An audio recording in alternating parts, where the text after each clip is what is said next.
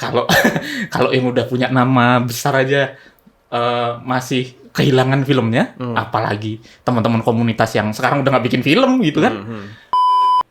Alhamdulillah untung itu kita periksa riset ke belakang, itu ternyata bocor boomboxnya. Boomernya.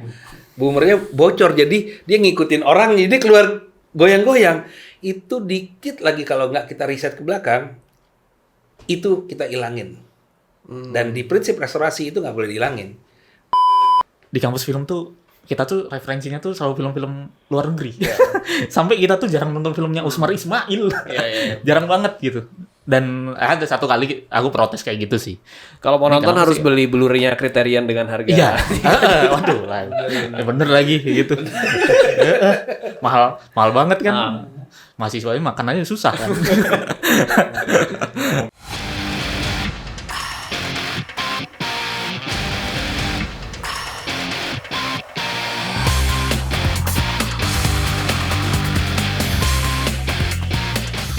Selamat datang di podcast Bikin dan Berbagi. Hari ini kita akan mengangkat topik yang sangat menarik dan penting, yaitu pengarsifan film di Indonesia. Seperti yang kita semua sudah tahu, Indonesia memiliki warisan sinematik yang luar biasa kaya.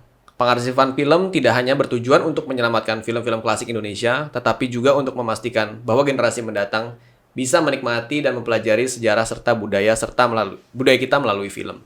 Kita akan mendengar cerita dari para ahli dan para pelaku industri, dan untuk itu kita sudah kedatangan 3 narasumber, Rizka Akbar, Andika Wahyu, dan Aditya Marto Diharjo. Selamat datang semua di podcast Bikin dan Berbagi. Bersama mereka kita akan mendalami bagaimana proses pengarsipan ini dilakukan, tantangan yang dihadapi, dan bagaimana kita semua dapat berkontribusi terhadap pengarsipan. Jadi mungkin aku mau cerita dulu kenapa aku mengajak kalian bertiga di sini. Sebenarnya kita kan pengen ngomongin pengarsipan, dan sebenarnya pengen ngelihat dari 3 perspektif yang berbeda gitu. Mungkin dari Mas Rizka aku pengen tahu perspektif dari dari Kemendikbud, dari pemerintah.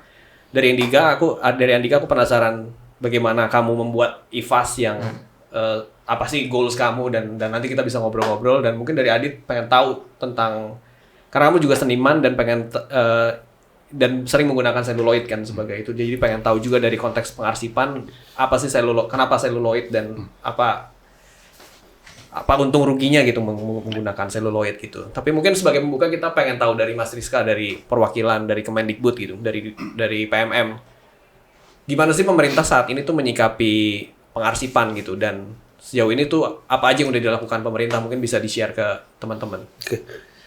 Ya, selama ini pemerintah sih cukup serius ya menyikapi pengarsipan film nasional ini.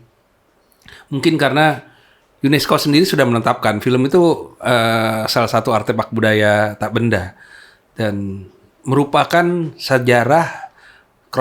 bukti sejarah kronologis perjalanan peradaban suatu bangsa. Jadi itu bukti otentik audiovisual sebenarnya, di luar barang-barang artefak lainnya yang menandakan perjalanan peradaban bangsa kita. Itu adalah gambar bergerak. Jadi mungkin agak unik di sini dilihatnya, dan pemerintah sangat serius menyikapi ini dengan berusaha menyelamatkan arsip-arsip film nasionalnya. Mungkin agak sedikit shock gitu dengan pernah ada satu event di mana film kita diselamatkan oleh negara lain. Biasanya negara kita itu kan agak gampang kagetan tuh, gitu loh. Akhirnya, kita bisa begini ya. Itu maksudnya yang tahun 2013, 12. yang lewat jam malam berarti? Lewat jam malam. Okay.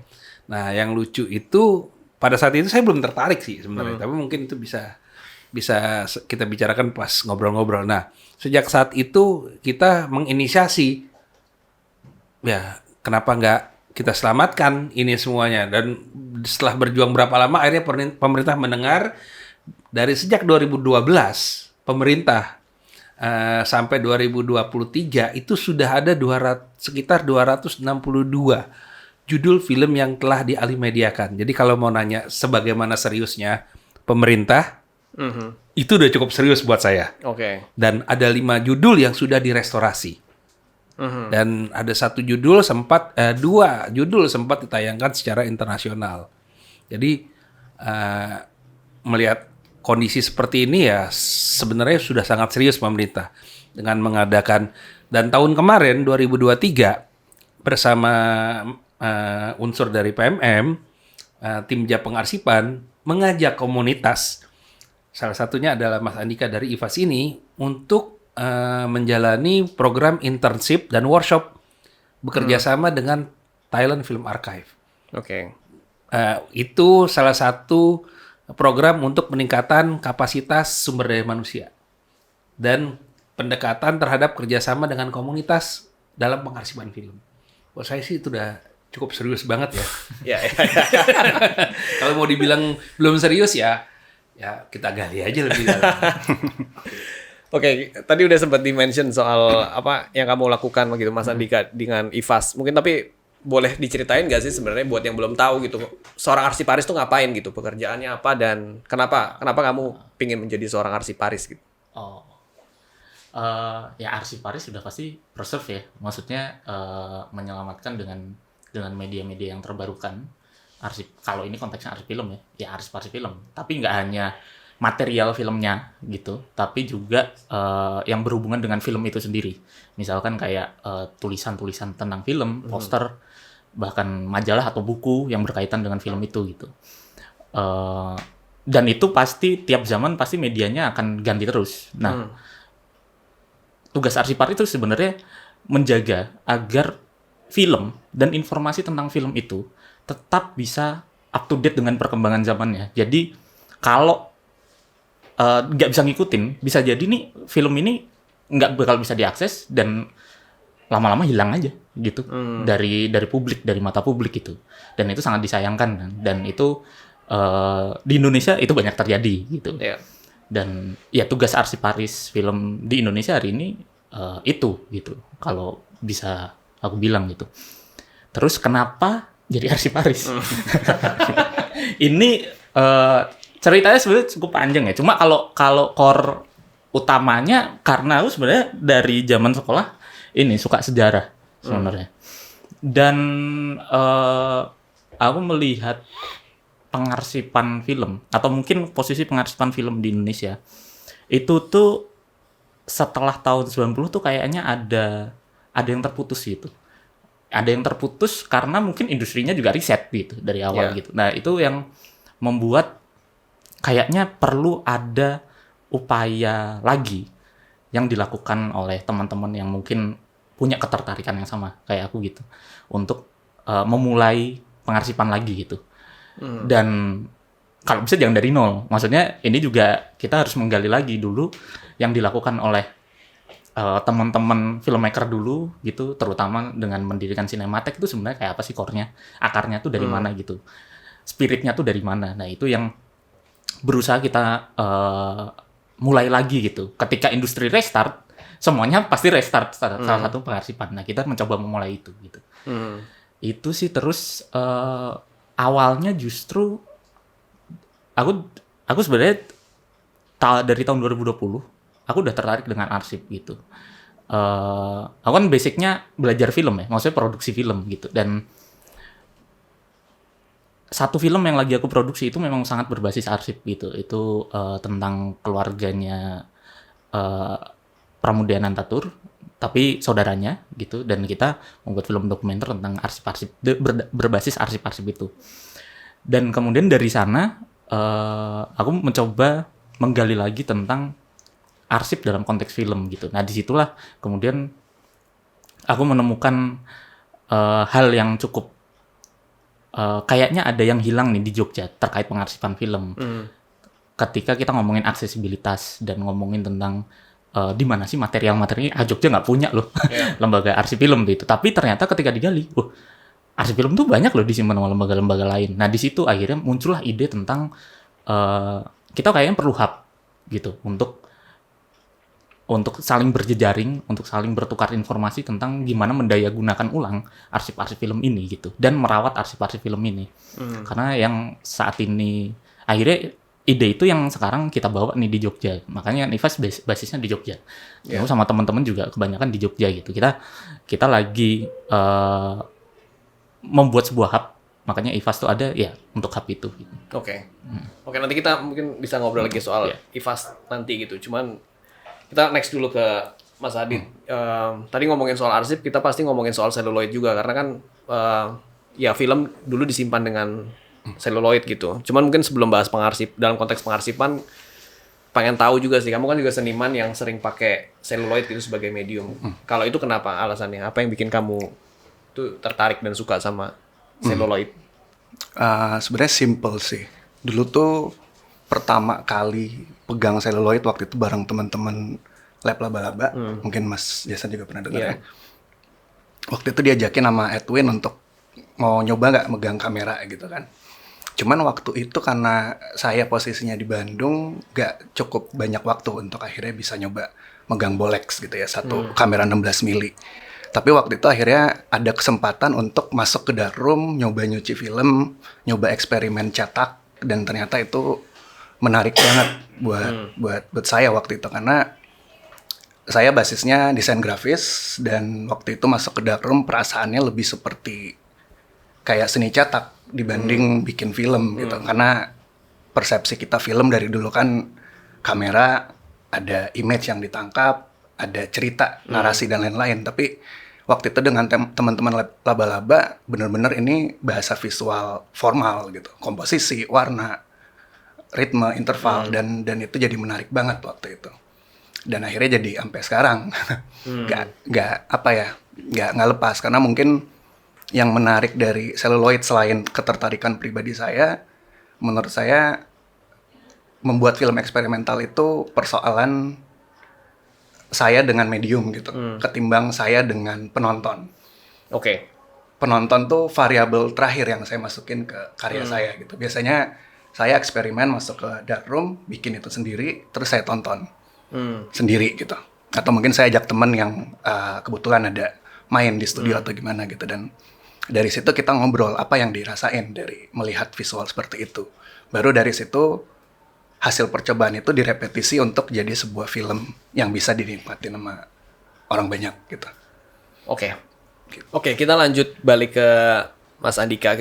Tadi udah sempat di-mention soal IFAS, tapi mungkin boleh dijelasin lagi nggak kenapa kamu pengen bikin IFAS tadi itu? Sebenarnya ini kan masalah kita butuh ruang untuk menjadi suatu ruang kumpul atau forum atau hub ya, gitu, tentang pengarsipan film gitu, dan mendayagunakannya lagi gitu. Sebenarnya ide ini tuh ide kita bikin sebuah komunitas yang fokusnya di pendayagunaan arsip dan perawatan arsip itu sebenarnya udah dari ketika bikin Jogja Film Archive tahun 2021 gitu. Jadi tapi itu belum terrealisasi waktu itu karena itu digagas oleh IFAS maksudnya? Enggak, sama teman-teman. Aku dan beberapa teman-teman di Jogja itu sempat ngomongin soal ini gitu. Cuma memang belum terrealisasi. Baru terrealisasinya 2023 kemarin. Jadi memang baru. Jadi kita memang fokusnya ingin membuat suatu ruang di mana teman-teman yang memang memiliki fokus terhadap pengarsipan atau arsip film itu bisa saling bertukar informasi untuk merawat hingga mendayagunakan lagi arsip-arsip film yang ada, dan tidak terfokus pada arsip film panjang doang gitu. Ini juga kita ngomongin arsip film pendek gitu. Ketika kita ngomong konteks hari ini gitu, arsip film pendek tuh sangat liar ya produksinya ya. Di mana-mana kayaknya semua kota tuh ada gitu produksi film pendek gitu, dan kita nggak bisa nge-tracing ini film pendek tuh setelah dibikin terus misal kita butuh untuk akses ini kemana gitu. Dan itu yang terjadi di Jogja gitu. Akhirnya kan kita melakukan mapping tuh dari situ. Kita melakukan mapping, dan akhirnya yang sedang dilakukan IFAS saat ini adalah pendataan secara besar-besaran terkait film pendek terutama gitu. Kalau film panjang mungkin nggak banyak ya, tapi ada beberapa yang sudah melakukan gitu. Nah, yang film pendek ini ini tuh nggak ada, literally nggak ada gitu. Jadi ini jadi fokus utama kita, bagaimana film pendek juga bisa diperhatikan dan bisa jadi sumber pengetahuan masyarakat di masa depan. Tapi arsipnya harus diselamatin dulu, karena 2010 itu udah lama loh. Itu kita dalam beberapa kasus kita nemuin filmmaker yang bikin film tahun 2010, filmnya masuk festival, sekarang dia nggak tahu filmnya kemana. Itu baru 2010. Malah biasanya dia nanya ke orang, lu masih nyimpen film gua? Iya. Dan nama-nama itu nama-nama besar. Jadi wah kalau kalau yang udah punya nama besar aja masih kehilangan filmnya, apalagi teman-teman komunitas yang sekarang udah nggak bikin film gitu kan. Nah itu yang jadi concern kita gitu. Akhirnya pendataan itu menjadi fondasi utama untuk kita melakukan next step-nya apa nih gitu. Apakah kita melakukan penyelamatan film secara besar-besaran atau gimana? Nah karena kita juga nggak pengen mendeklar bahwa Indonesian Film Archive Society itu satu-satunya lembaga yang ngumpulin film. Enggak. Kita justru pengen lembaga lain yang memang udah punya film, misalkan kampus-kampus seni udah punya film pendek mereka, mahasiswa-mahasiswa udah pasti punya gitu. Nah ini kan harus dibuka aksesnya, prosedurnya gimana. Nah itu tuh yang pengen banget kita sosialisasikan dan udah kita cicil untuk sosialisasikan itu. Itu yang jadi concern kita, gimana film-film pendek ini gitu yang mungkin sekarang banyak orang yang nggak tahu, tapi secara konteks itu masih bagus. Ini gimana nih mendaya gunakannya lagi nih? Dengan kita melakukan pendataan, kita nge-tracing film-film itu ada di mana, siapa yang punya rights-nya, dari situ kita bisa tindak lanjuti. Iya. Jadi menurutmu maksudnya dalam pengarsipan kolaborasi antar pihak ini penting banget ya? Kolaboratif antar komunitas dan juga pemerintah, karena kita nggak bisa memungkiri bahwa pengarsipan itu pemerintah juga harus terlibat. Gitu. Dan di semua negara kayaknya kayak gitu ya.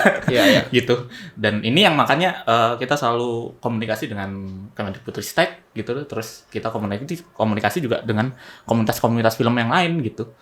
Untuk ayo kita gimana caranya apa yang dilakukan pemerintah itu juga diketahui oleh komunitas dan bisa diakses. Apa yang dilakukan komunitas itu juga bisa diketahui dan diakses oleh pemerintah juga. Jadi pertukaran informasi itu bisa terjadi itu.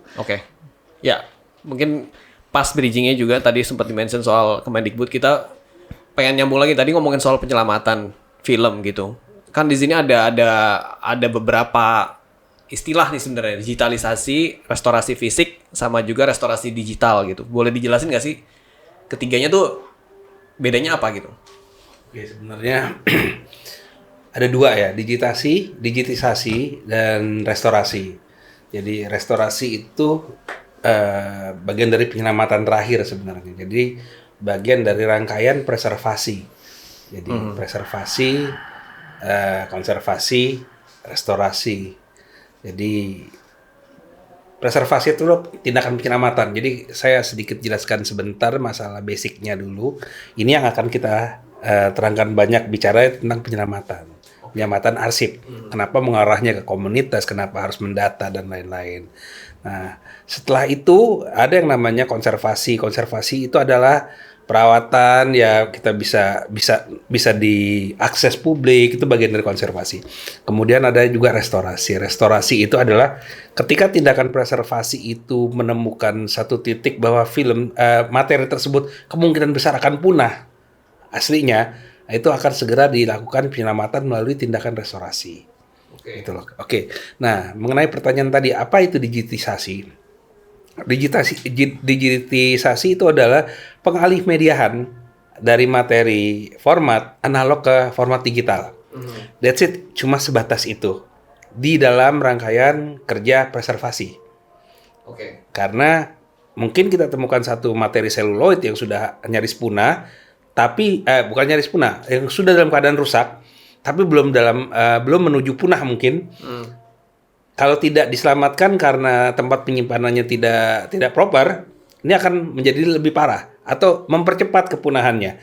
Itu kita lakukan penyelamatan melalui alih media atau kita sebut digitisasi, gitu kan. Nah, itu cuma mengalihkan saja. Jadi hasil format digital dari alih media tersebut adalah that's it. Kalau memang bentuknya jelek ya jelek. Tidak ada touch up sama sekali. Nggak ada intervensi tambahan. Tidak ada intervensi. Yang penting apa yang ada dalam materi tersebut, kontennya, kita pindahkan secara digital. Nah, kalau restorasi juga terbagi dua di situ. Jadi ada restorasi fisik dan restorasi digital. Restorasi fisik di sini adalah sebenarnya tindakan yang dilakukan sama pada tahap pertama pada digitisasi, yaitu perbaikan, inspeksi, reparasi materi seluloidnya. Cuma ini lebih detail.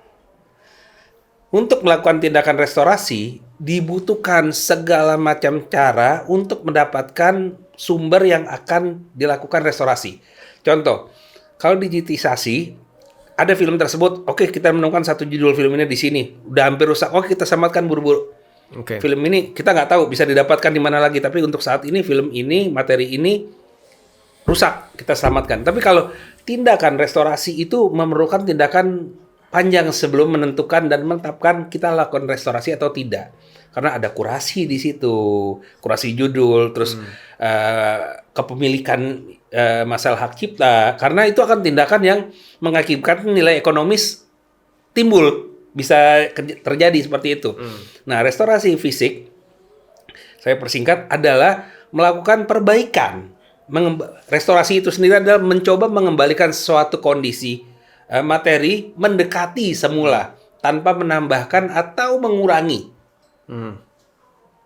Tidak hanya dari isi materi tersebut, bukan fisik ya.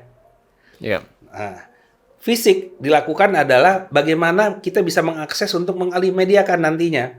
Jadi perbaikan yang kita lakukan adalah restorasi fisiknya, dan itu tidak terpaku pada satu sumber.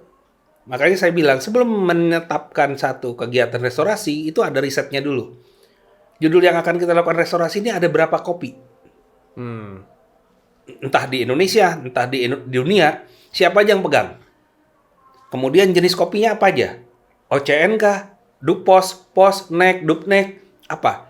Kalau kita menemukan semua source itu, kita harus kita ambil. Karena itu adalah materi restorasi.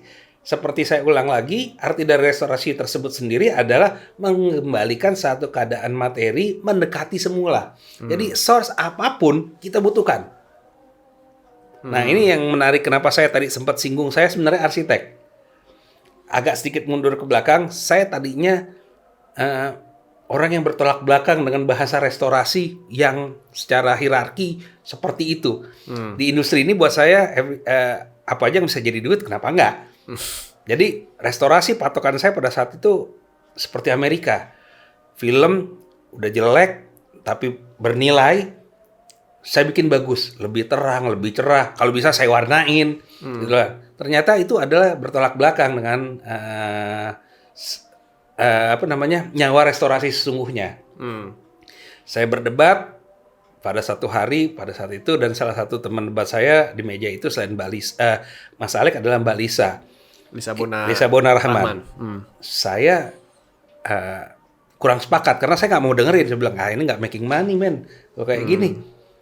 Saya belum ada rasa ininya belum ada. Saya bilang oke. Tapi akhirnya saya daripada berdebat panjang, saya mendefinisikan dulu. Saya bilang, Mbak Lisa, coba kasih satu saya definisi tentang bahasa restorasi. Dari mana bahasa itu didapat? Mbak Lisa menjelaskan salah satu bahasa yang dapat referensinya adalah itu sebenarnya adalah bahasa arsitektur. Dan itu menjadi seperti bumerang buat saya. Kok saya malah nggak ngerti bahasa itu sendiri dan tidak saya terapkan. Di situ saya mulai tertarik dengan adanya penyelamatan restorasi dengan cara sesungguhnya. Nah, itu fisik. Kita kembali lagi, arti fisik itu baru fisiknya aja, agar nanti bisa dimediakan. Kalau nggak bisa kerjakan. Contoh, ada satu reel, ini film yang bernilai sangat tinggi misalnya, tapi nggak bisa dibuka. Nah, itu kan harus kita perbaiki. Ketika diperbaiki, mungkin mengelupas emulsinya. Kita harus benarkan. Nah, itu bagian dari restorasi fisik. Kemudian setelah selesai restorasi fisik, yang bagiannya adalah ada inspeksi dan reparasi, kemudian masuk ke alimedia, scanning bahasanya. Ketika di scanning, kita dapat dong yang apa adanya. Ya. Nah, kalau rusak ya udah, that's it, gitu kan. Nah, karena kita ingin mengembalikan keadaan seperti semula, seperti pertama kali ditayangkan, berarti kan harus kita perbaiki. Nah, itu touch up digital berarti. Touch up digital bahasanya. Tapi tidak menambahkan atau mengurangi. Ya, kita harus memiliki referensi lagi. Bagaimana hasil ini bisa kita kembalikan seperti pertama kali ditonton. Itu kita namakan restorasi digital. Oke. Gitu. Jadi ketika sudah menjadi materi digital, kita touch up, itu bagian dari proses restorasi digital. Oke. Gitu. Nah, ini menarik nih Kak. Gue jadi pengen nanya lu ke Mas Adit soal seluloid dan digital gitu. Maksudnya untuk pengarsipan sebenarnya kekuatan kualitas seluloid itu tuh dibandingkan digital, pandangan kamu tuh kayak gimana gitu? Plus minusnya apa sih sebenarnya? Karena kan selama ini kita udah bertahun-tahun pengarsipan kita dulu pakai seluloid ya. Sebenarnya kalau bicara format gitu ya, digital, seluloid, yang mana lebih bagus gitu. Sekarang medium yang paling lama dan terbukti berhasil bisa diarsipkan itu baru seluloid gitu kan. Iya. Format-format baru kayak misalkan LTO tape dan lain-lain itu hanya janji yang dibikin sama produsen gitu. Belum terbukti maksudnya. Belum terbukti gitu. Itu satu, paling sederhana. Kedua, mungkin bicara seluloid itu teknologi 35 mili aja mungkin bisa di-push sampai 8K gitu ya. 8K itu masih sangat banyak detail yang pas kita tonton gak kelihatan, tapi ketika kita scan ke 8K, oh baru muncul gitu. Karena ada cerita kayak Tiga Darah ya, kalau nggak salah saya ingat, soal nama jalan di belakang gitu, yang harusnya itu nggak jadi penting dalam konteks film, tapi ketika kita lihat kembali di hari ini, oh anak-anak muda di zaman itu nongkrongnya di jalan apa gitu kan, itu baru muncul ketika di-scan dengan teknologi 2K atau 4K ya? 4K ya. Nah itu berarti kita bisa bilang di dalam seluloid itu secara muatan informasi bisa jauh lebih besar. Dengan mungkin kalau bicara produksi hari ini gitu ya, dari kacamata produksi gitu, mungkin bisa dibandingkan gitu, berapa besar sih biaya sebenarnya produksi film seluloid dengan digital hari ini gitu. Saya dengar sih kurang lebih mirip. Cuman masalah aksesibilitas aja gitu kan. Berarti sebenarnya secara teknologi kita mumpuni gitu seluloid. Untuk penyimpanan yang ketiga mungkin sama dengan praktek saya ya. Jadi mungkin ini agak bias dari saya pribadi gitu.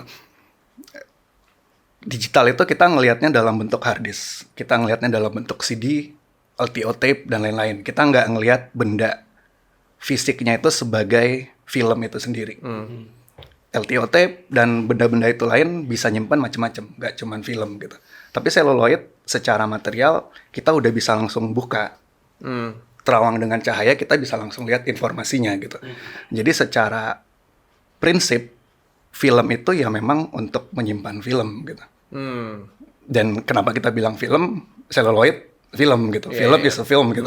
Jadi secara bahasa aja itu udah jadi standar kita menyebut film gitu sebenarnya kan. Dan mungkin terakhir sih, saya nggak tahu ya validasinya benar apa enggak gitu. Tapi teman-teman tuh banyak yang bicara soal penyimpanan digital itu karena MP4, MKV atau semua format-format digital itu lagi-lagi ada perusahaan yang memegang gitu kan. Ketika nanti di satu hari nanti format itu diputuskan untuk tidak beredar lagi secara umum, berarti semua materi MP4 secara kasar bisa dibilang obsolete gitu kan. Iya. Mungkin bisa akan ada emulator atau semacamnya untuk mereplikasi itu gitu. Tapi kalau misalnya film akan selalu bisa kita terawang tadi ya. Dan kita nggak butuh bantuan apapun kan maksudnya untuk melihat. Dan sebenarnya bukan cuma itu, tapi dari standar industri di masa lalu, film itu mau dia format kameranya merek apa, itu selalu sama persis. Pokoknya perforasi yang kotak-kotak di pinggir film itu pasti sama. Jadi dari kamera A masuk ke proyektor B, masuk ke mesin scanning C, semuanya beriringan gitu. Jadi workflow-nya juga jauh lebih mudah. Kalau sekarang, ya mungkin teman-teman editor pasti tahu lah ya. Di sini ngeditnya pakai software apa, di TH sebelah pakai software apa, udah bentrok gitu kan. Jadi masalah format juga akhirnya jadi menentukan sih kalau saya bilang. Tapi kalau ngomongin soal penyimpanan, maksudnya di sekarang tuh masih mungkin nggak sih dengan situasi kita saat ini menyimpan film, mengarsip film dengan seluloid gitu.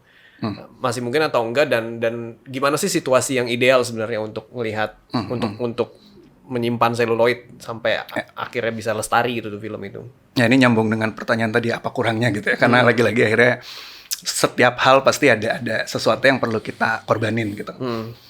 Mungkin kalau seluloid bisa dibilang ya berarti mau nggak mau secara storage mesti lebih besar gitu kan. Karena fisik.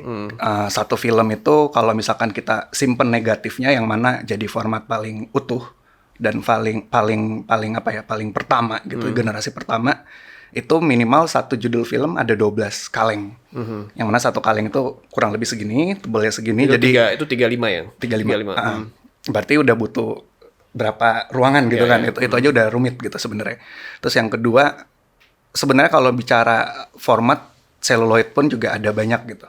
Ada pita polyester, ada pita asetat, bahkan yang mungkin Indonesia nggak sempat ngalamin itu nitrat gitu ya. Ada ya, tapi sangat sedikit gitu ya, sangat mudah pendek. kebakar dan malah kalau nitrat mungkin sedikit menyala gitu ya. Itu kan di printnya di luar negeri gitu ya.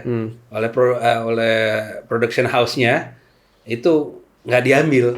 Ini ntar ada cerita sejarah sendiri bahwa banyak film Indonesia koleksinya banyak hilang karena dibakar di luar negeri. Oke. Gitu. Ntar itu ya kita bisa bahas.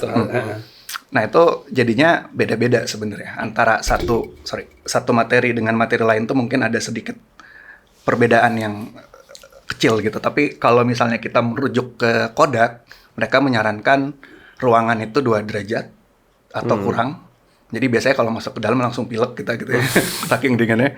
Terus kelembapan kalau bisa 20-30%. Itu standar yang paling umum gitu. Tapi sebenarnya film itu sendiri nggak yang wah ditaruh di ruangan biasa 2 hari langsung rusak, nggak juga gitu. Ada retensi yang juga sebenarnya film itu yang penting ditaruh di tempat yang nggak panas, nggak terekspos dengan matahari langsung, dan nggak lembab banget. Lembab banget itu dalam konteks maksudnya habis banjir berasakan gitu lantai apa segala macem.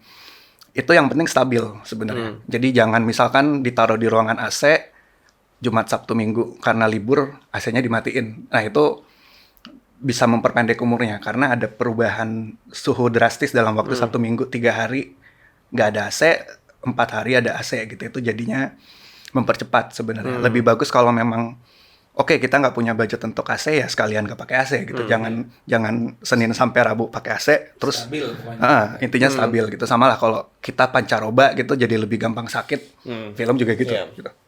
Nah, situasi kita saat ini kayak gimana? Situasi kita saat ini musim hujan terus. Mungkin sedikit saya belum terlalu jauh saya tambahkan karena mungkin tadi saya tidak jelaskan dan panjangkan karena memang kami tidak melakukan hal itu, tapi sebenarnya dalam prosesnya seharusnya dilakukan masalah restorasi fisik. Jadi bahasa restorasi fisik ini sebenarnya di beberapa negara bahkan mungkin sebagian besar gitu ya sebenarnya gitu loh berakhir dengan reprint seluloid. Jadi benar-benar tidak hanya kontennya, tapi fisiknya pun benar-benar direstorasi. Jadi di reprint ulang ke dalam bentuk seluloid. Tapi itu setelah restorasi diperbaiki. digital. Enggak, tidak. Belum sampai. Berarti beneran scan. Iya, setelah scan restorasi langsung. digital, kita bikin lagi ulang. Oh, oke. Jadi Iya. berakhir lagi. Jadi si penyimpanan terakhirnya tetap seluloid. Seluloid itu bagian itu utuh ya dalam penyelesaian kegiatan restorasinya. Cuma kan itu sangat mahal. Satu printan aja cukup mahal walaupun kita keluar gitu. Kedua kalau ingin mengadakan sendiri lebih mahal lagi. Ya, mungkin jadinya infrastrukturnya harus Jadi dipikirin panjang. itu infrastruktur yang nggak karena ini adalah bagian dari satu sistem dan proses. Itu nggak boleh putus. Jadi kalau ada yang putus seperti contohnya Mas Adit bilang ruang AC dimatiin. 1 kali 24 jam aja udah membuat satu perubahan yang drastis. Apalagi ini weekend dimatiin. Cuma gara-gara penghematan, misalnya seperti itu. Nah, itu juga ketika mati, itu juga harus ada ruang-ruang lain untuk ruang transisi sebelum kalau kita mau bawa keluar gitu misalnya. Kita harus punya ruang. Kita nggak bisa hari ini mau menggunakan satu materi seluloid dari ruang penyimpanan atau vault namanya, terus karena besok siang kita mau pakai, mau kita scan atau apa, hari ini kita keluarin. Nggak bisa. Harus ada pindah ke satu ruang dulu untuk penyelesaian suhu. Di mana nanti suhu itu akan sama dengan kita gunakan dalam proses alimedia misalnya. Gitu. Nah, ngomong soal tantangan nih, maksudnya balik ke ya IFAS lagi. Tadi kita udah sempat bahas juga sih soal kayak kita membutuhkan kolaborasi kan dari pihak-pihak lain. Kalau dari perspektif kamu, apa aja sih pihak-pihak mana aja nih yang dibutuhkan gitu? Apa filmmakernya kah? Komunitas apa lagi yang kira-kira kamu butuhkan supaya pengarsipan ini tuh jadi beres? Tentu dari para stakeholder filmnya ya. Itu yang udah paling paling paling utama. Si filmmakernya sih terutama yang buat film juga harus sadar arsip sih sebenarnya. Yap. Harus nyimpen kan. Sebenarnya mereka itu juga harus nyimpen apa yang mereka sudah bikin gitu. Dan apa? Selain itu juga sebelum kita ngomongin untuk masyarakat umum, itu udah aman banget tuh jawaban aman tuh masyarakat umum. Tapi selain filmmaker, tentu di akademisi gitu loh. Di akademisi yang memang bisa mendeliver pengetahuan ini atau Tentang bisa pengarsipan maksudnya. tentang pengarsipan atau bahkan malah membuat material arsip film itu sebagai bahan ajar. Gitu. Iya, iya. Nah itu yang jarang dilakuin kan sebenarnya. Film-film lama, karena ini sebagai contoh ya, karena aku juga sekolah film gitu. Di kampus film tuh kita tuh referensinya tuh selalu film-film luar negeri. Sampai kita tuh jarang nonton filmnya Usmar Ismail. Jarang banget gitu. Dan ada satu kali aku protes kayak gitu sih. Kalau mau Ini nonton kenapa harus sih? beli Blu-ray-nya Criterion dengan harga. Iya. Waduh, bener lagi gitu. mahal banget kan. Mahasiswa ini makan aja susah kan. Mau mikirin arsip. Iya, mau mikirin arsip gitu kan. Nah, itu yang jadi PR bahwa di kampus-kampus film hari ini gitu. Itulah kenapa mungkin nyambung lagi ke keterputusan informasi itu masih terjadi ya karena referensinya mahasiswa film masih referensi film-film luar gitu. Kita jadi kayak kurang kenal gayanya film Indonesia kayak gimana sih Ya, gitu. benar sih.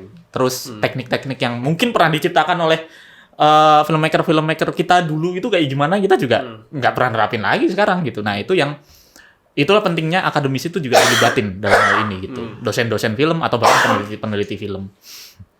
Terus baru kemudian selain filmmaker, akademisi, kita juga abis itu merambah tuh ke para eksibitor, terus akhirnya ke masyarakat umum. Para eksibitor ini yang sebenarnya jadi kalau bagi aku sama teman-teman di IFAS jadi salah satu tulang punggung data film justru. Karena lu bayangin sekarang tuh masa-masa Indonesia tuh punya banyak banget festival film. Iya.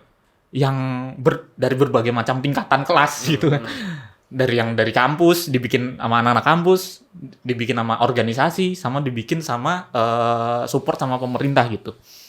Nah, mereka ini sumber yang tiap tahun tuh selalu mendata film yang diproduksi sama teman-teman kita gitu loh, para filmmaker. Nah, dari apa yang mereka lakukan ini justru menjadi sumber utama data-data film Indonesia hari ini.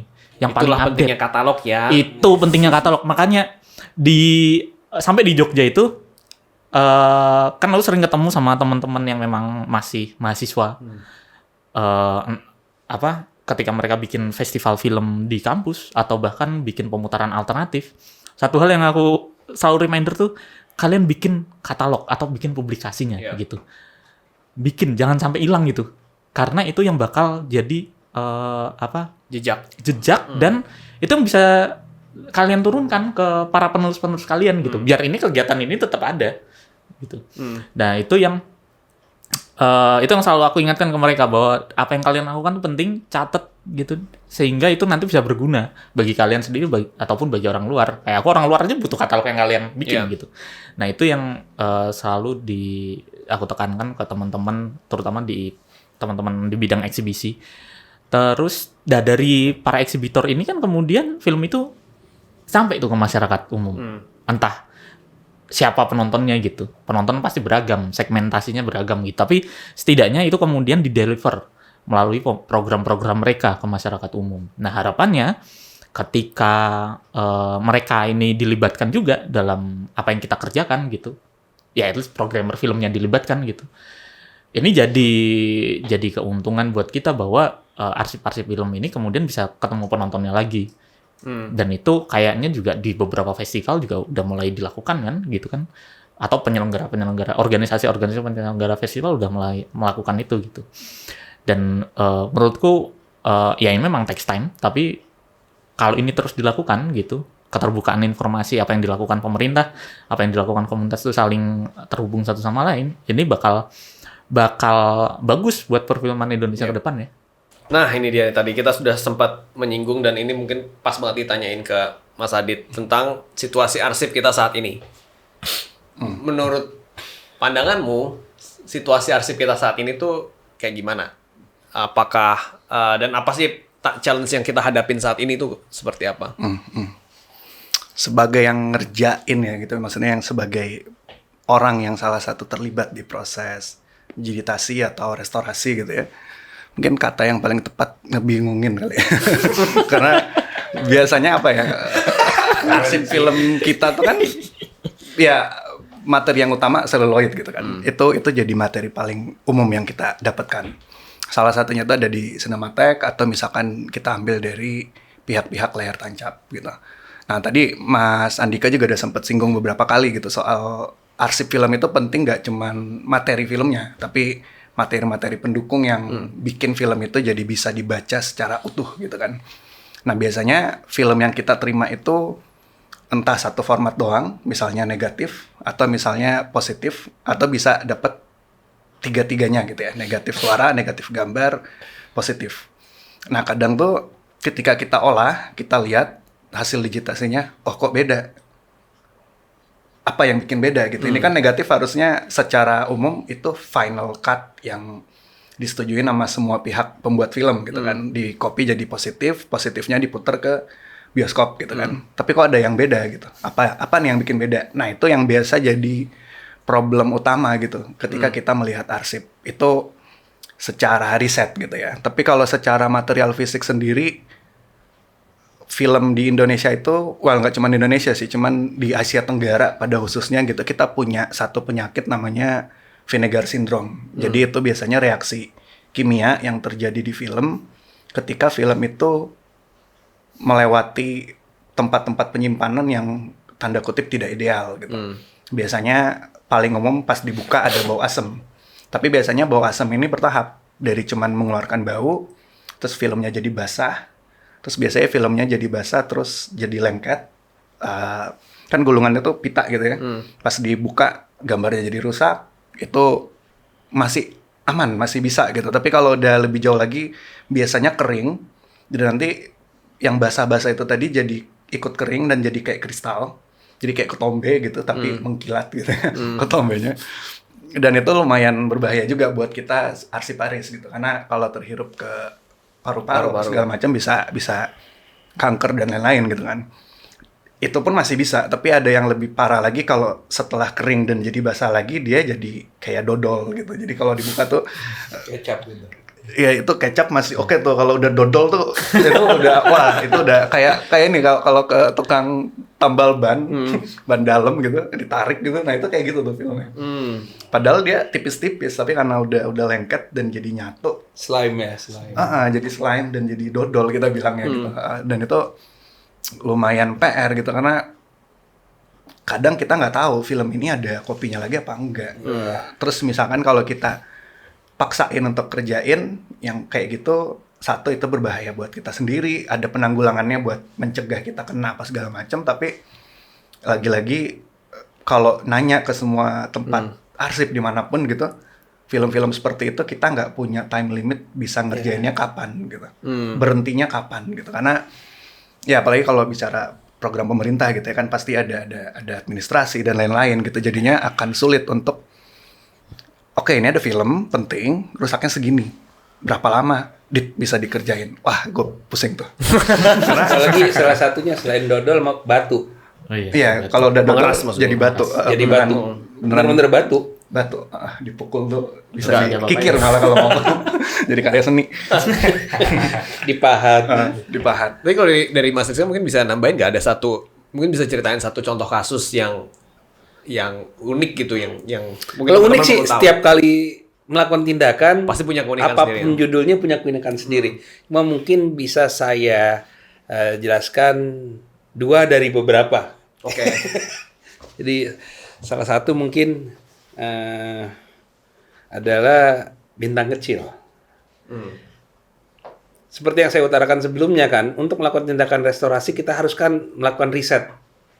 Itu durasi berapa agar kita tahu barang yang akan kita restorasi ini otentik atau tidak, dan kalau memang lebih dari satu sumber, yang mana yang akan kita jadikan sumber primernya, ya kan?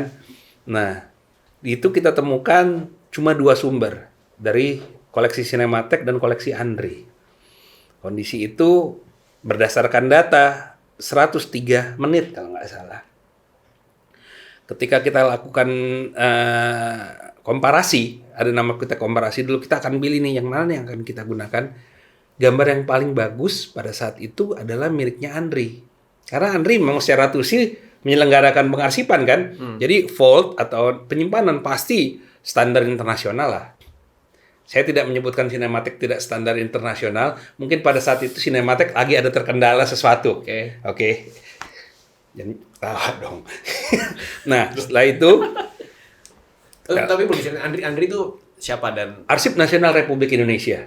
ya. Penyelenggara penyimpanan penyelamatan arsip memang yang tugas dan fungsinya adalah menyelamatkan arsip negara.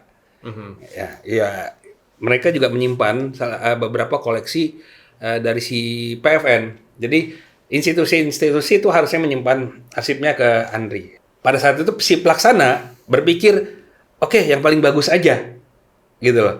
Pas kita jalan, sumber kedua kita juga jadikan sebagai sumber sekunder, yaitu dari Cinematheque. Pas kita tayangkan, itu saya waktu itu terlibat, Mbak Lisa terlibat, beserta pelaksananya ada. Pas launching lagi diprotes langsung oleh kritikus, salah satu kritikus film misalnya. Mungkin pernah dengar Pak Iwan Wijaya gitu kan. Saya yakin ini bukan filmnya. Di tengah publik. Karena apa? Sutradaranya polanya nggak gini ketika menyutradarai. Ini pasti bukan filmnya. Sebenarnya itu sudah kita ketahui. Cuma karena tugasnya si pelaksana cuma melaksanakan restorasi, tidak boleh melakukan sesuatu kegiatan yang bersifat mengubah konten, itu kan jadi masalah kan. Tapi kan publik kadang-kadang nggak tahu soal itu. Nah, akhirnya dilakukan rekonstruksi. Ketika dilakukan rekonstruksi, akhirnya sumber sekundernya menjadi sumber premier. Yang ternyata masalah di koleksi Andri adalah alur ceritanya nggak sama. Bolak-balik. Punyanya tapi lengkap, ada lagunya, bagus lah kondisi filmnya. Punyanya punyanya Cinematheque, kondisinya agak sedikit buruk ya. Yang sekunder tadi itu Cinematheque berarti. Yang sekunder tadi Cinematheque. Oke. Akhirnya ketika rekonstruksi, yang sekunder jadi punya Andri, punya Cinematheque, alurnya benar. Nah ini Pak direkturnya seperti ini kalau bikin, karena direkturnya punya background adalah editor. Jadi pokoknya makanya ini banyak yang harus titik-titik yang harus kita lalui sebelum menjalani restorasi. Kita ambil, kita rekonstruksi, keluar 118 menit. Nah ini kan jadi pertanyaan autentifikasi lagi. Ini gimana ya nih? Tadi berapa? Yang 103. 103. Oke. Saya Mbak Lintang sama Mbak Lisa diskusi. Ini gimana ya? Data film Indonesia yang telah dikeluarkan LSF tahun tersebut adalah 103. Ini kita nemuin 118 gimana nih pertanggungjawabannya? Kan itu karena ini kan pengarsipan. Ini akan data yang akan digunakan selanjutnya berpuluh tahun ke depan. Ya udah Kak, kalau memang misalnya ini menjadi temuan kita, ini adalah data baru kita. Ya udah kalau gitu, kalau sepakat kita taruh ini. Saya harus berbicara dengan mereka karena Mbak Lisa dan Mbak Lintang juga dari filmindonesia.or.id kan, mereka yang mendirikan itu juga, confident juga dulu. Dan Pak JB penginisiasi kan. Udah jalan, oke kita jadikan. Perbedaannya adalah, ini jadi pertanyaan saya sampai hari ini sebenarnya, cuma bingung juga nih. Film yang pertama yang kami temukan di Cinematheque ada beberapa lagu yang nggak ada. Di koleksi Andri itu lagunya lengkap. Nah, kan kita bingung nih. Ini harus dimasukkan kemana? Yang benar yang mana? Yang benar yang mana? Ya, akhirnya kita berpikir, udah kita cari rekonstruksi cara alur cerita. Ini ada posisi di mana kita masukkan. Keluarlah yang paling 118 menit. Itu unik tuh satu. Tapi posisinya waktu itu sutradaranya memang sudah almarhum ya. Jadi nggak ada yang bisa ditanyakan. Nggak ada yang bisa ditanya. Udah nggak ada yang bisa ditanya. Terus contoh restorasi Indonesia film pertama nih, Tiga Darah itu hal yang berbeda. Lewat jam malam. No. Indonesia, Darah dan Doa, Long March. Kan film Indonesia pertama kan jatuhnya hari film kan pakai syuting pertama itu. Kita lagi restorasi digital. Ngelihat titik hitam gerak-gerak. Waduh, ini cleaningnya kurang nih kayaknya. kita balikin lagi ke meja reparasi deh. Frame itu kita coba bersihkan. Wah, nggak hilang. Wow, berapa kali scan lagi nggak hilang juga. Tapi ini otentik barangnya. Keputusan harus diambil nih. Waktu pengerjaan makin mepet. Itu nyimpan di mana? Yang nyimpan Cinematek juga. Cinematek juga, oke. Oke. Pas kita kerjakan, kita bicara ini gimana ya caranya menghilangkan. Oke deh. Kalau memang sampai masalah restorasi fisik ini belum menemukan jawaban, kita mundur lagi ke belakang, kita riset lagi deh. Nih film tahun segini yang dibuat apa mungkin ada masalah apa, kita riset kita tonton loh filmnya Pak Usmar Ismail di era tahun 1-2 tahun dari situ. Cara syutingnya, karena hitam putihnya masih sama, kan warna kan masih, kita harus analisa materi seluloid juga pengaruh. Dan editor juga pengaruh sebenarnya siapa yang digunakan. Udah. Alhamdulillah untung itu kita periksa riset ke belakang itu ternyata bocor boomboxnya. Boomernya bocor, jadi dia ngikutin orang, jadi keluar goyang-goyang. Itu dikit lagi kalau nggak kita riset ke belakang itu kita ilangin. Dan di prinsip restorasi itu nggak boleh dihilangin. Karena pada saat orang pertama kali nonton itu, orang juga ngelihat itu boomernya. Jadi boomnya kelihatan tuh gerak-gerak. Iya. Itu dikit lagi nyaris kita ilangin. Kalau nggak kita mundur. Nah itu keunikan-keunikan yang terjadi tuh banyak banget. Tiap film, tiap judul itu punya masalah sendiri. Keunikannya sendiri. Keunikannya masing-masing. Iya. Jadi ya orang perlu sosialisasi untuk hal seperti ini. Iya. Jadi gitu.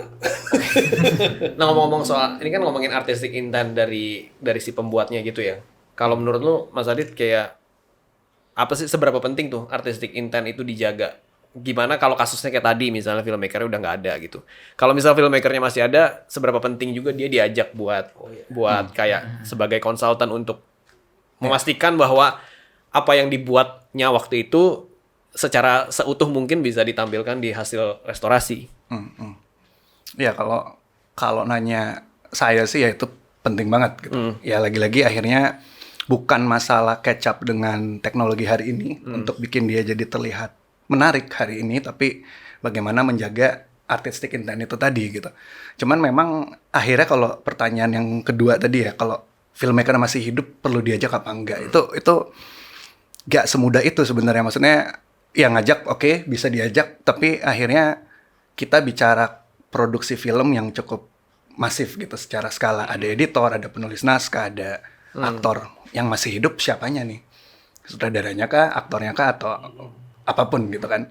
Dan akhirnya keputusan-keputusan yang kayak misalnya gitu ya, kayak tadi boomer gitu, bocor gitu, kita nggak tahu, ini saya asumsi ya. Kalau misalnya sutradara masih hidup, dia lihat materi itu dengan teknologi 4K, mungkin dia akan iseng, itu hapus aja gitu. Karena itu kecelakaan sebenarnya gitu kan. Tapi akhirnya pertanyaannya apakah perlu kita mengikuti keinginan dia menghilangkan itu atau enggak gitu kan. Jadinya kalau saya pribadi sih ya mungkin penting untuk diajak, tapi bukan akhirnya jadi pengambil keputusan. Menurut saya akhirnya keputusan utama film itu direstore jadi seperti apa adalah data riset gitu.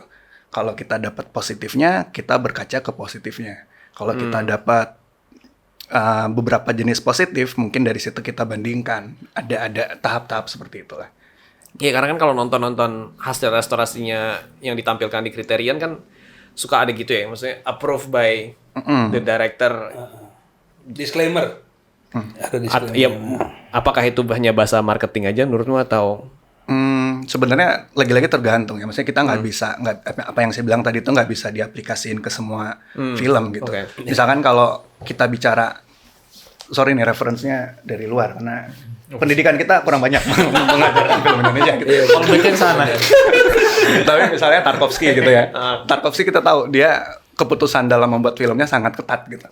Ketika itu di-approve sama Tarkovsky ya udah kita dengerin aja gitu. Tapi kalau misalnya siapa ya?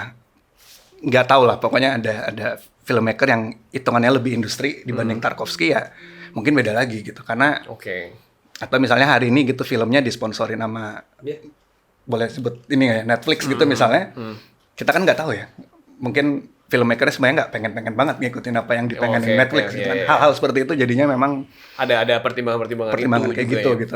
Kalau Criterion saya rasa sih pasti mereka fokusnya ke artistic intent gitu. Iya, Melihat iya.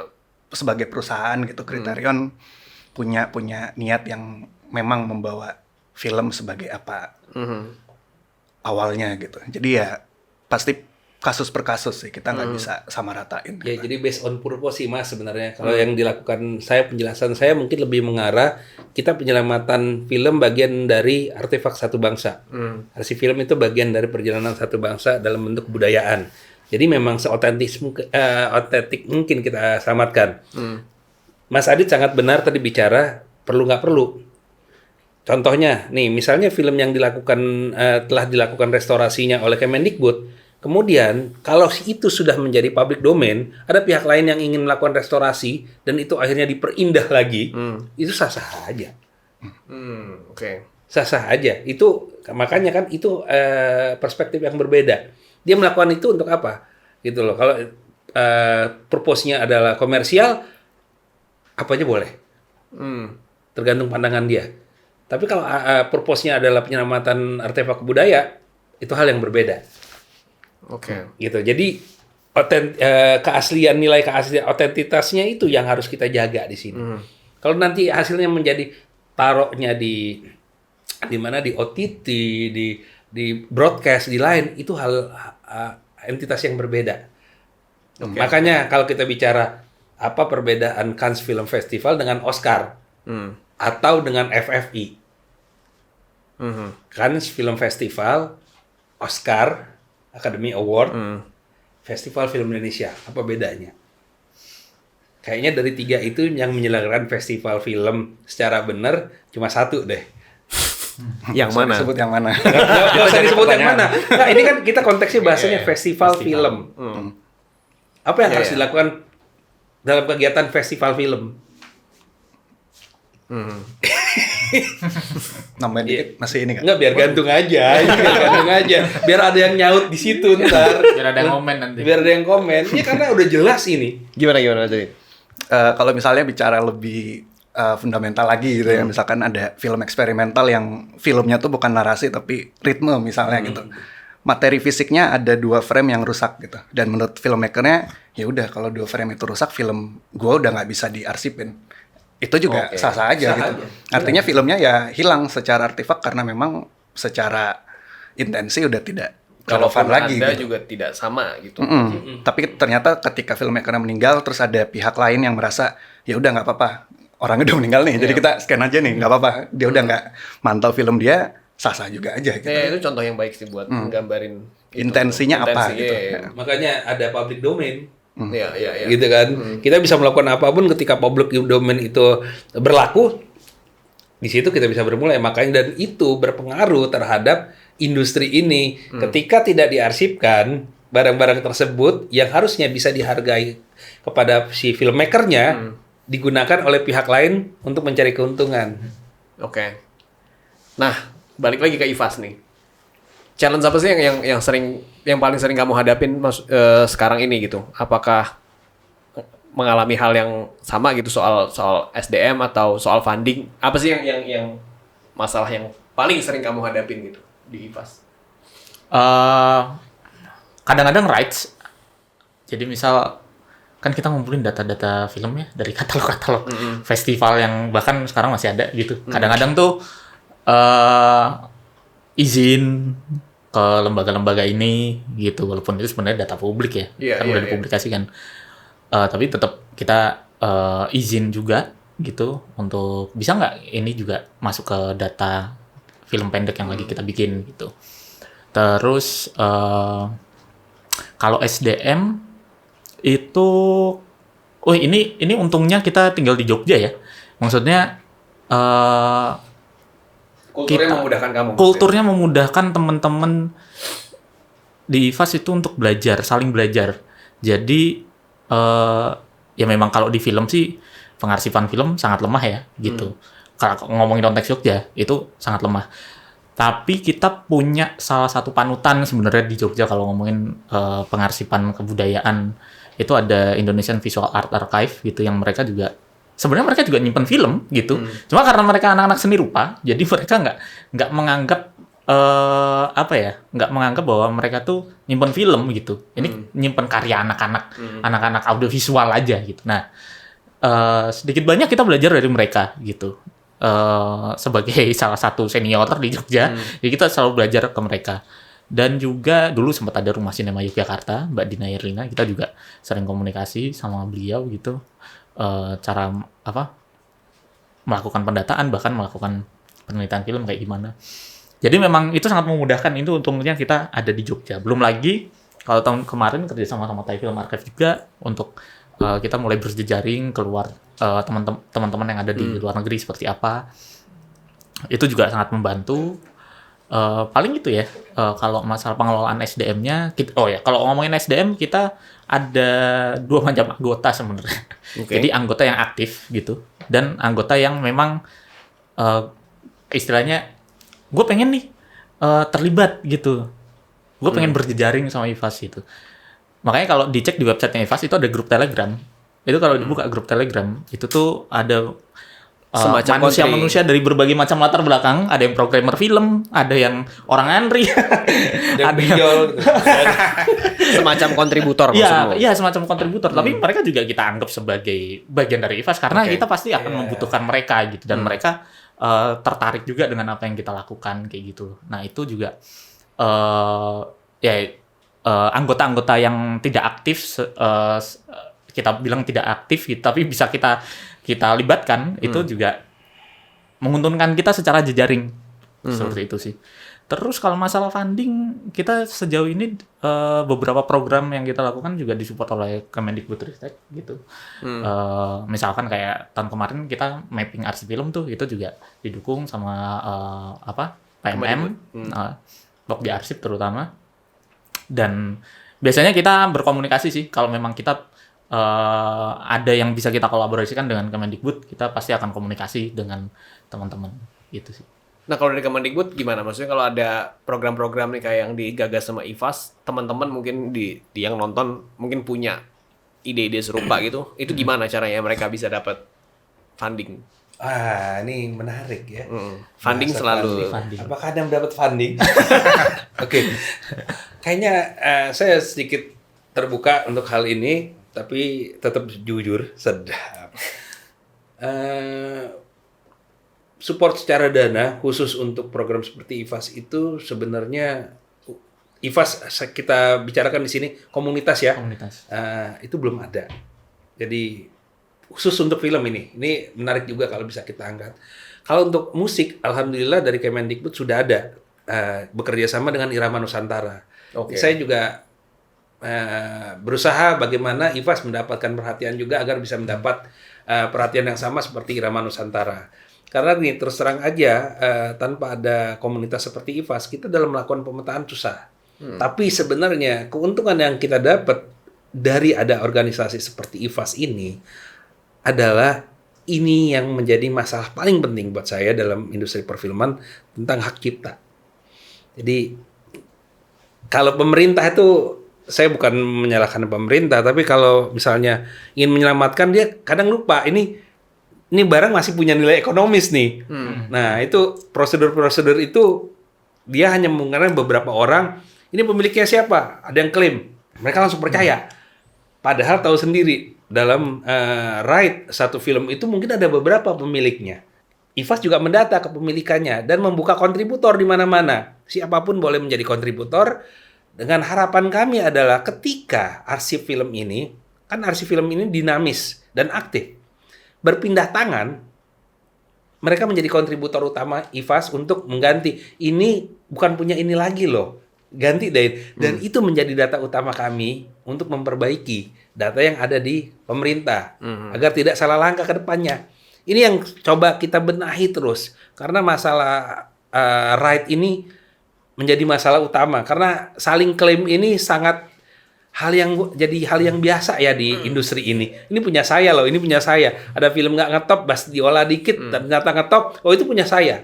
Dan ini terjadi di Kemendikbudristek, klaim-klaim tersebut. Nah ini yang lagi kita ramu dengan bantuan IFAS, kita sangat terbantu. Saya juga berharap IFAS bisa mendapat perhatian itu. Kami berusaha membuka kerjasama juga dengan teman-teman jika yang ada.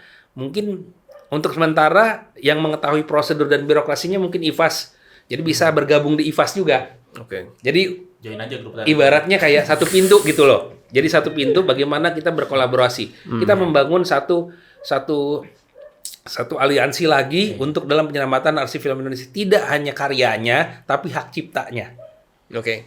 Nah, mungkin boleh diceritain cara gabungnya gimana? Entah ke IFAS atau entah ke grup Telegram ya. Telegram, Jo. Telegram bro, join aja.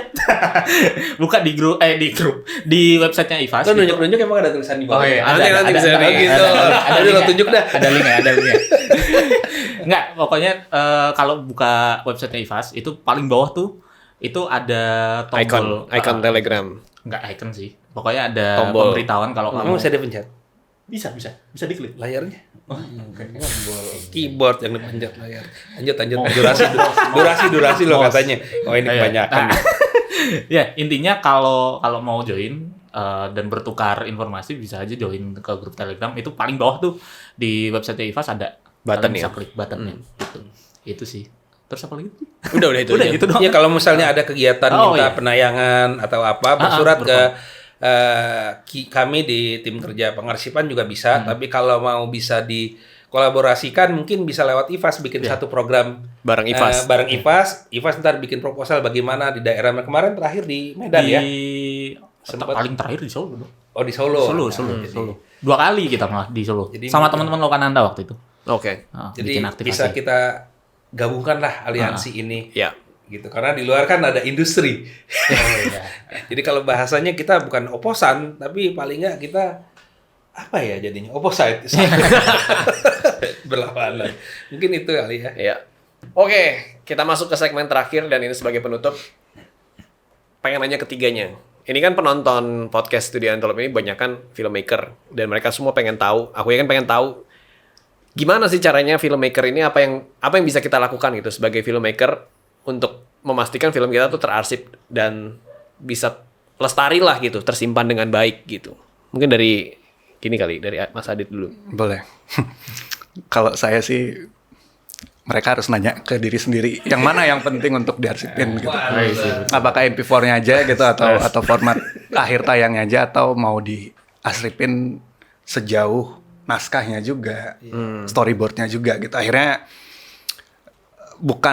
jadi semua orang harus wajib mengarsip gitu, tapi ya mereka sendiri sebagai pembuat nanya yang mana yang perlu diarsipin sama mereka gitu. Punya kesadaran dari mereka gitu tentang karya mereka sendiri kan maksudnya. Terus kalau misalnya teknisnya biasanya sih paling gampang disimpan dalam beberapa device gitu. Jadi hard disk jangan cuma satu, tapi ada dua. Satu hard disk yang memang sering diakses, satu lagi hard disk yang disimpan aja di lemari gitu. Tiap beberapa tahun sekali dicek apakah piringannya masih bagus apa enggak gitu. Itu secara teknis lah. Sebenarnya gampang untuk achieve itu, tinggal masalah penting apa enggak buat mereka gitu. Oke. Mas Andika? Kalau aku sih lebih ke nyimpen bro. Simpen apa yang kalian lakukan, dah itu aja. Yang penting punya kesadaran untuk menyimpan itu udah, menurutku udah. Apapun itu ya, maksudnya kayak foto behind the scene. Oh iya, ya. iya. Bahkan ada, nah ini yang sebenarnya pertanyaan kita ya, gitu di internal gitu. Kita tahu nih tahun segini ada film pendek, si filmmakernya ini, siapa ya? Dan wajahnya kayak gimana ya? Bahkan kita nggak tahu sosoknya dia bahkan nggak tahu kita, gitu. Dan datanya susah banget gitu dicari gitu. Nah, ada yang orang masih ada tapi dokumentasi kegiatan dia entah itu bikin atau saat bikin pemutaran atau keliling-keliling bawa film itu zaman dulu, zaman masih di komunitas itu juga udah nggak ada gitu. Jadi menurutku kesadaran untuk menyimpan, punya kesadaran itu aja itu udah sangat berharga sih. Oke. Terakhir, Mas Tristan. Saya mungkin kombinasi dua-duanya, cuma mungkin lebih ke arah seperti Mas Adit ya. Seberapa besar karya yang dibuat itu berharga buat mereka sendiri. Jadi karena itu kan bagian dari sejarahnya mereka sendiri. Seberapa penting film yang mereka buat itu untuk mereka. Oke. Gitu loh. Jadi kalau mereka menganggap ini cuma iseng, ya mungkin itu jadi nggak ada nilainya. Tapi kalau mereka menganggap ini bagian dari sejarahnya dia, mungkin sebaiknya dia berpikir bagaimana ini menjadikan satu warisan. Tidak hanya warisan buat keluarganya, buat perjalanan karirnya, tapi ini bagian dari perjalanan satu sinematografi, bagian dari sineas Indonesia. Nah, kalau mereka sudah bisa menjawab itu, lakukan langkah kedua. Bagaimana cara menyimpannya? Bisa ditanyakan kepada komunitas, institusi terkait, atau kolektor-kolektor yang lain. Bagaimana? Nih saya mau nyimpen barang saya. Gitulah. Tapi nomor satu adalah itu, seberapa penting karya mereka untuk diri mereka sendiri. Kalau mereka sudah bisa tahu bagaimana menghargai karyanya, saya yakin itu akan panjang perjalanan mereka untuk memikirkan dalam menyimpan dan merawat. Mungkin itu sih kalau pesan saya ya. Karena banyak yang menganggap, contoh nih, produser lebih menganggap penting itu penting. Untuk sutradara ya ini kan cuma hasil pesanan. Bikin film ya pesanan. Ya nggak penting banget mau laku mau enggak, mau ada di mana, mau terserah. Nah buat saya seberapa penting. Oke. Nah itu bagus banget buat penutup ya. Jadi mencatat sejarah tuh bisa dimulai dari mencatat sejarah diri kita sendiri. Benar. Oke. Keren juga gue. Keren banget, asli. Oke, terima kasih untuk ketiga narasumber kita, Mas Rizka, Mas Andika, dan Mas Adit untuk sharing-sharing pengalamannya. Banyak sekali wawasan dan cerita menarik yang telah kita dapat hari ini untuk tentang pengarsipan film di Indonesia. Terima kasih juga untuk kalian yang sudah menonton kita berempat. Semoga apa yang kita bagikan hari ini bisa memberikan inspirasi buat teman-teman yang nonton. Dan yang paling penting adalah pemahaman tentang pentingnya menjaga warisan sinematik kita. Jangan lupa subscribe channel YouTube Studio Antelope dan share podcast ini ke teman-teman kalian yang membutuhkan. Terus berkarya dan sampai jumpa di episode berikutnya. Terima kasih.